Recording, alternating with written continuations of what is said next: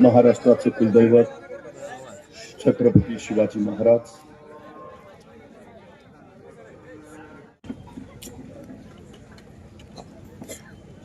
आदरणीय राष्ट्रवादी काँग्रेसचे अध्यक्ष शरदचंद्रजी पवार, सन्माननीय राहुलजी गांधी आणि शिवसेना उद्धव बाळासाहेब ठाकरे पक्षाचे मंचावर उपस्थित असणारे सर्व पदाधिकारी आणि वैशालीताई सूर्यवंशी यांना विजय करण्यासाठी उपस्थित असलेले आपण सर्व, खरं तर इथं आल्यावर मला पहिल्यांदा वाटलं ही प्रचाराची सभा आहे का 23 तारखेच्या विजयाच्या गुलालाची सभा.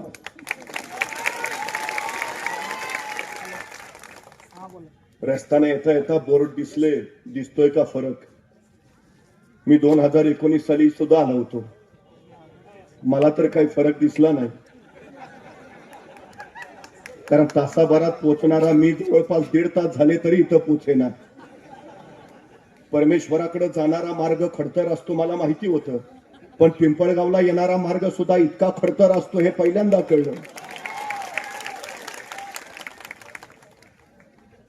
त्यामुळे मला प्रश्न असा पडलाय की 10 वर्ष ज्यांनी आमदारकी भोगली ते ह्या निवडणुकीमध्ये तुमच्या पुढे येऊन नेमकं काय सांगत असतील. यंदा ताई त्यांनी जाहीरनामा काढलाच नसेल, कारण 10 वर्ष सगळंच करून झालं असेल. आणि जर जाहीरनामा वगैरे काही काढला असेल तर तुम्ही 10 वर्ष केलं काय हा प्रश्न जनताच त्यांना विचारेल. एक सद्ग्रस्त होते, रोज सकाळी कामावर जायचे, दुपारी जेवायची सुट्टी झाली की सगळ्यांबरोबर जेवायला बसायचे. एके दिवशी जेवायला बसले, डबा उघडला, डबा उघडून बघितला, डब्यात खिचडी. म्हणले धत तरी की खिचडी आपल्याला अजिबात आवडत नाही, पण खाल्ली निमूटपणे करतो काय. दुसऱ्या दिवशी परत कामावर गेले, परत दुपारची सुट्टी झाली, परत डबा उघडला, डबा उघडून बघितला, डब्यात परत खिचडी. अरे काय कटकट आहे राव, रोज खिचडी खिचडी, पण खाल्ली निमूटपणे. तिसऱ्या दिवशी परत कामावर गेले, दुपारी सगळ्यांवर जेवायला बसले, परत डबा उघडला, डबा उघडून बघितला, डब्यात परत खिचडी. अरे काय कटकट आहे राव, वैताग आलाय नुसता, रोज खिचडी खिचडी खिचडी. त्याची तनतन शेजाऱ्याला ऐकली आणि शेजारी म्हटला, हिथं बोलून काय उपयोग आहे का?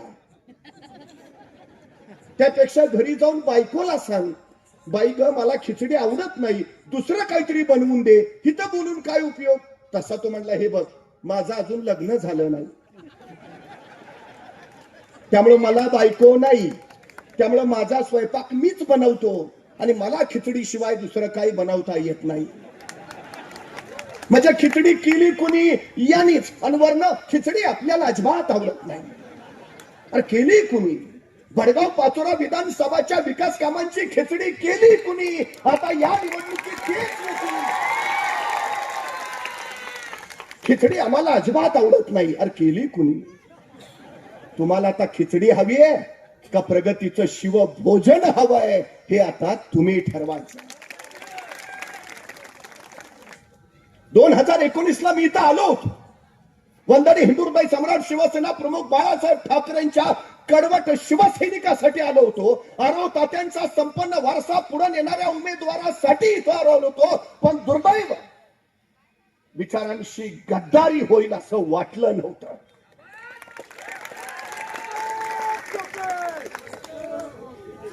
आरो तात्यांच्या विचारांचा वारसा पुढे घेऊन जायला वैशालीताई उभा राहिल्या.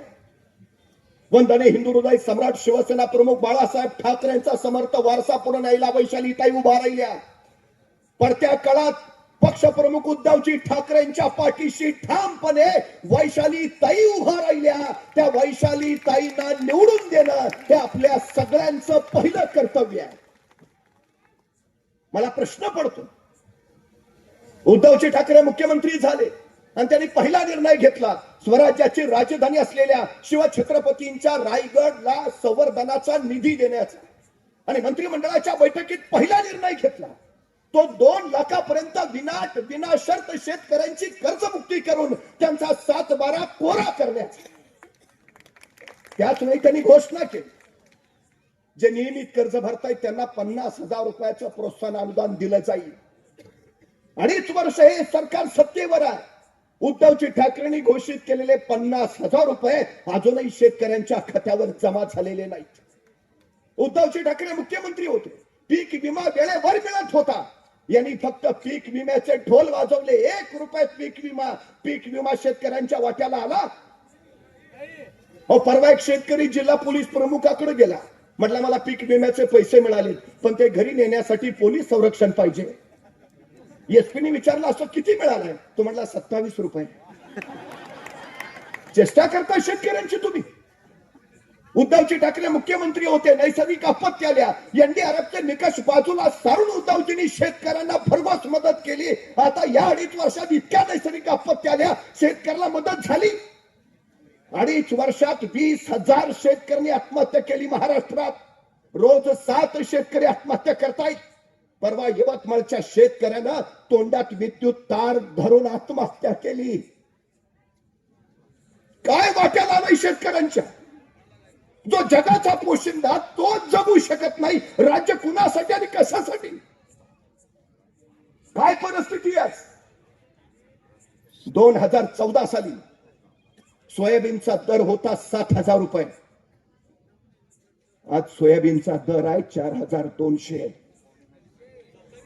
1,38,000 कोटीचं सोया तेल आयात केलं गेलं आणि त्या शेतकऱ्यांच्या सोयाबीनचा दर पाडला गेला.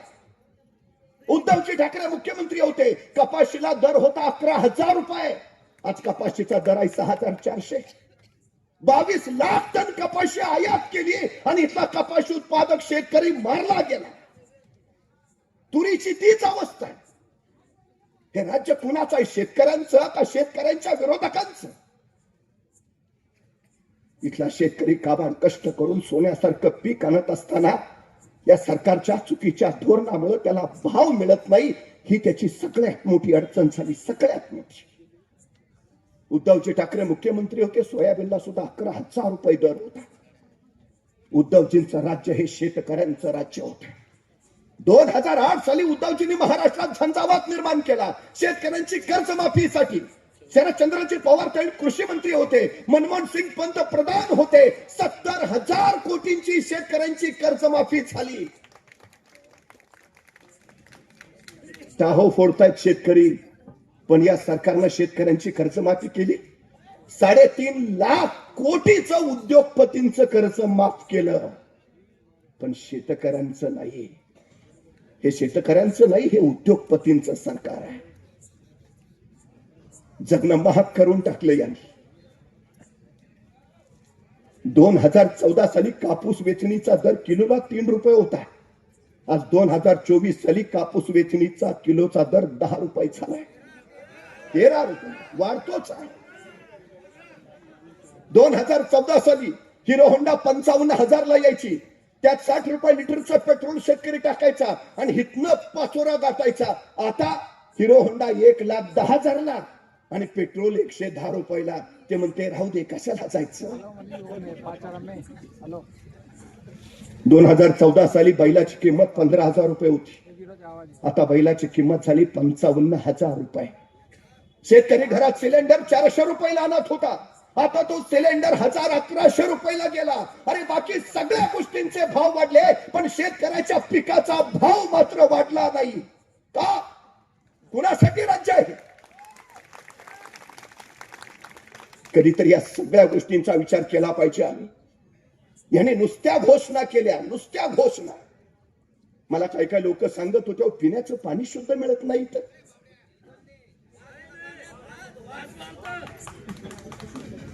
काय झालं त्यांच्या योजनाचं? हर घर नल, हर घर जल, जलकुंभ योजना, अमृता योजना. 3,500 कोटी, 5,000 कोटी, 6,000 कोटी. अरे पिण्याच्या पाण्यासाठी एवढा निधीला गेला कुठे? पाण्यात गेला का खाण्यात गेला? काही परवा एका वृत्तपत्रात 2019 ला हे जे उमेदवार उभा राहिले होते त्यांच्या संपत्तीचं विवरण आलंय. त्यापैकी काही या मिंदे सरकारमध्ये मंत्री झाले, गद्दारांची पण नोंद त्यात आहे. 2024 ला त्यांच्या संपत्तीचं विवरण आलंय. किती संपत्ती वाढली मंत्र्यांची माहिती आहे? ज्याची संपत्ती 2019 ला 5 कोटी होती तो 55 कोटीवर गेलाय. जो 10 कोटी होता तो 25 कोटीवर गेला, जो 20 कोटीवर होता तो 60 कोटीवर गेला. या 2.5 वर्षामध्ये मंत्र्यांची संपत्ती वाढली. सर्वसामान्य माणसाचं काय? त्याच्या वाट्याला 1500 रुपये. लाडकी बहीण योजना, अहो या योजनेची जाहिरातच इतकी केली, इव्हेंट एवढा मोठा केला की त्या जाहिरातीचे पैसे वाचवले असते तर लाडक्या बहिणींना 3000 रुपये देता आले असते. जे आता महाविकास आघाडीने ठरवलंय, महालक्ष्मी योजनेअंतर्गत प्रत्येक महिलेला 3000 रुपये. मी येता येता सगळ्या एसट्या बघत होतो. त्या एसटीवर सुद्धा नुसत्या जाहिरातीच, कोट्यावधीच्या जाहिराती. अहो त्या जाहिरातीचे पैसे जरी वाचवले असते तर आमच्या पिंपळगावचं एसटी स्टँड विमानतळासारखं झालं असतं. जाहिरातीचे पैसे वाचवले असते तर प्रवाशांच्या वाट्याला गळक्या एसट्या आल्या नसत्या. पण तुम्हाला देण्यात नाही, दाखवण्यात रस आहे. सगळ्यात मोठी अडचण आहे ती ही, सगळ्यात मोठी. काय अवस्था आहे आमच्या तरुण पोरांची? नोकऱ्या आहेत. कोरोना कालखंडामध्ये उद्धवजी ठाकरे मुख्यमंत्री होते. हॉस्पिटलची कमतरता, आरोग्य कर्मचाऱ्यांची कमतरता, डॉक्टरांची कमतरता, ऑक्सिजनची कमतरता. पण एवढं असूनही उद्धवजींनी महाराष्ट्र सुखरूप आणि सुरक्षित ठेवला. कोरोनाच्या संकटामध्ये त्यांनी महाराष्ट्र वाचवला. परवा सांगलीचा स्वच्छता कर्मचारी मला सांगत होता, महाराष्ट्र खरंच भाग्यवान आहे, कारण महाराष्ट्राला योग्य वेळी उद्धवजी ठाकरेंसारखं नेतृत्व मिळालं. कोरोना कालखंडामध्ये जर उद्धवजी मुख्यमंत्री नसते तर महाराष्ट्राच्या रस्त्यावर माणसं मरून पडलेली तुम्हाला दिसली असती. देशात 5 वेळा सर्वेक्षण झाली त्यावेळी, आणि देशातील पहिल्या 5 सर्वोत्तम मुख्यमंत्री म्हणून उद्धवजींचा गौरव झाला. उद्धवजींच्या काळात परकीय गुंतवणूक महाराष्ट्रात आली, उद्योगधंदे इथं वाढले, बेरोजगारीत घट झाली. महाराष्ट्र थांबला नाही, महाराष्ट्र थांबणार नाही असं सांगत उद्धवजींनी महाराष्ट्र प्रगती पथावर नेला. मग शिवसेना फोडली काय? 40 गद्दार सुरत गुवाहाटीला का गेले? सगळं उत्तम चालू होतं, मग शिवसेना फोडायचं कारण? त्यांना महाराष्ट्र लुटायचा होता. जोपर्यंत उद्धवजी आहे तोपर्यंत ते शक्य नाही, त्याला कळालं होतं. जोपर्यंत इथं शिवसेना आहे तोपर्यंत महाराष्ट्राच्या गर्दनीला तुम्ही नख लावणार नाही याची खात्री होती, म्हणून शिवसेना फोडली. महाराष्ट्र अजून ती रात्र विसरला नाही ज्या दिवशी उद्धवजी ठाकरेंनी वर्षा बंगला सोडला आणि ते मातोश्रीकडे निघाले. अवघ्या महाराष्ट्राच्या डोळ्यात पाणी होतं. सगळा महाराष्ट्र हळहळत होता. आणि त्यावेळी हे 40 गद्दार टेबलावर उभा राहून नाचत होते. अरे उद्धवजी मुख्यमंत्री पदावरून उतरले म्हणून तुम्ही नाचत होता का? महाराष्ट्र लुटण्यासाठी यांना उघडा करून दिला म्हणून तुम्ही नाचत होता? गद्दारी शिवसेनेशी नाही, गद्दारी महाराष्ट्राशी झाली आहे. उद्धवजी ठाकरे मुख्यमंत्री होते. महाराष्ट्रातला एकही उद्योग गुजरातला गेला नाही, एकही. आणि उद्धवजी मुख्यमंत्री पदावरून उतरले, एक एक उद्योग गुजरातला निघाला. मुंबईचा आयएफसी सेंटर गुजरातला, वेदांता फॉक्सकॉन गुजरातला, गेल प्रकल्प गुजरातला, सॅफ्रॉन प्रकल्प गुजरातला, टाटा एअरबसचा प्रकल्प जो महाराष्ट्रात होणार होता, परवा पंतप्रधानांनी वडोदऱ्यामध्ये त्याचं उद्घाटन केलं. आमच्या नाकावर टिचून लाखो तरुणांच्या नोकऱ्या त्यांनी पळवल्या. आमच्या पोरांची अवस्था काय आज? गुजरातच्या वाट्याला रांगोळी आणि महाराष्ट्राच्या वाट्याला राख. यासाठी तुम्हाला उद्धवजी ठाकरे मुख्यमंत्री नको होते? परवा पोलीस भरती निघाली, जागा 6000, अर्ज झाले 7 लाख. 3 विभागाच्या शासकीय भरत्या निघाल्या, जागा होत्या 23,000, अर्ज झाले 35 लाख. अहो स्वच्छता कामगारच्या मुलाखती द्यायला ज्यावेळी इंजिनियर पोरग जात, वाईट वाटतं. काय अवस्था? ताई गेल्या 2.5 वर्षामध्ये महाराष्ट्रातले 6317 लघु उद्योग सुद्धा बंद झाले. सगळं पळवायचं आहे, सगळं लुटायचं आहे ना. आणि आता हे सांगतायत महायुती सरकार महाराष्ट्र व्हिजन 100 म्हणजे उरलं सुरलं घेऊन जाणार परत गुजरातला. परवा एका चौकात एक तरुण भयानक सांगता आपल्याला, मोठमोठ्यानं ओरडत होता, हे सरकार बिनकामाचं आहे, या सरकारनं बेरोजगारी वाढवली, या सरकारनं आमचे उद्योग धंदे पळवले, बघता बघता गर्दी जमली. ह्याचं तवा तवानं बोलणं चालूच होतं. तेवढ्यात पोलीस आले, ह्याला उचललं आणि पोलीस स्टेशनला नेलं. पोलीस स्टेशनला नेल्यावर या तरुणानं विचारलं, मला इथं का आणलंय? ते इन्स्पेक्टर म्हणले, तू सरकारच्या विरोधात बोलतोयस म्हणून तुला इथं आणलंय. तो म्हटला, मी आपल्या सरकारच्या नाही, पाकिस्तान सरकारच्या विरोधात बोलत होतो. तसा तो इन्स्पेक्टर म्हटला, तू काय आम्हाला येडा समजतो का? आम्हाला माहित नाही का कुठलं सरकार बिनकामाचं आहे ते? आम्हाला माहित नाही का कुणी बेरोजगारी वाढवली ते? आम्हाला माहित नाही कुणी महागाई वाढवली ते? सगळ्यांना माहिती आहे, ये पब्लिक है, सब जानती है. ही जनता 20 तारखेची वाटच पाहतीये. 2 नंबरचं बटन दाबायचं आणि भडगाव पाचोऱ्यातले 2 नंबरचे धंदे बंद करून टाकायचे.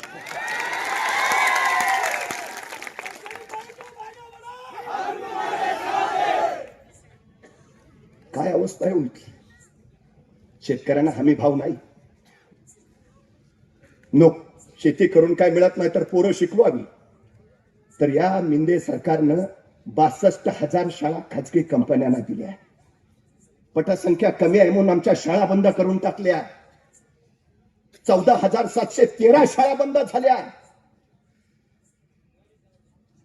ललिताताई, पहिलीमध्ये प्रवेश घेणाऱ्या मुलींची संख्या होती 1,03,00,000. त्यापैकी 12वीत किती पोचल्या माहिती आहे? फक्त 20 लाख. शिक्षण प्रवाहातनं बाहेर किती फेकल्या मुली? 83 लाख. अहो, या 83 लाख मुली शिकल्या असत्या, त्यांच्या पायावर उभा राहिल्या असत्या, तरी स्वतःच्या हिमतीवर त्यांनीच 50,000 रुपये पगार कमावला असता. तुमच्या 1500 टिकल्याची गरज नव्हती. पण यांनी शिक्षण बंद केलं, शाळा बंद केल्या. या मुली शिक्षण प्रवाहात कशा जातील याच्यावर अभ्यास समिती नेमल्यापेक्षा यांनी अभ्यास समिती कशावर नेमली माहितीये? महाराष्ट्रातल्या बियर विक्रीत घट झाली आहे. महाराष्ट्रातली बियर विक्री कशी वाढवावी यासाठी या सरकारनं अभ्यास समिती नेमली आहे. तुम्हाला शिक्षित महाराष्ट्र हवाय का झुमता महाराष्ट्र हवाय? कुठे घेऊन चाललाय महाराष्ट्र आमचा? तुम्ही काय अवस्था इथल्या पोरांची? कधीतरी या सगळ्या गोष्टींचा मी शांतपणे विचार केला पाहिजे. सामाजिक वातावरण बिघडून टाकलं यांनी सगळं. आता ते चाललंय, बटेंगे तो कटेंगे. अरे हा महाराष्ट्र आहे. हातातला रुग्ण बाजूला टाकून दिल्लीच्या तख्ताला धडका देणारा महाराष्ट्र, चिनाबच्या पल्यावर जाऊन अब्दालीच्या नांग्यात ठेचणारा महाराष्ट्र, बचेंगे तो और भी लढेंगे म्हणा तू तरच थैमान घालणारा महाराष्ट्र, मैं हट्टा हूं मारूंगा तो चढकर मारूंगा असं म्हणत शत्रूला आसमान दाखवणारा महाराष्ट्र. हा महाराष्ट्र ना बटेगा ना कटेगा, लढेगा, जीतेगा और आगे भी बढ़ेगा. पूर्वी आम्हाला शिकवलं जायचं, दगडावर दगड घासला की ठिणग्या उडतात आणि मग अग्नीचा शोध लागला. आता ह्यांना नवीन शोध लागलाय. जातीवर जात घासली, धर्मावर धर्म घासला की ठिणग्या उडतात, मग आग लागते आणि त्याच्यावर आपल्या सत्तेची पोळी भाजून घेता येते. सजग राहायला हवं, आपण सावध राहायला हवं. यांचे मनसुबे उधळून लावायला हवेत. विकासाकडे जायचंय आपल्याला, अधोगतीकडे नाही. 350 वर्षापूर्वी छत्रपती शिवाजी महाराजांनी 18 पगड जाती धर्माचं राज्य उभा केलं, हे स्वराज्य. आमचा शिवसैनिक ज्याने हातामध्ये शिवबंधन बांधतो ना, तो शिवछत्रपतींचा 18 पगड जातीचा महाराष्ट्र मी अखंड आणि एकसंग ठेवेन अशी शपथ घेतो. एवढ्या घोषणा केल्या होती मी. 15 लाख रुपये देतो म्हणणारे 1500 वर आले.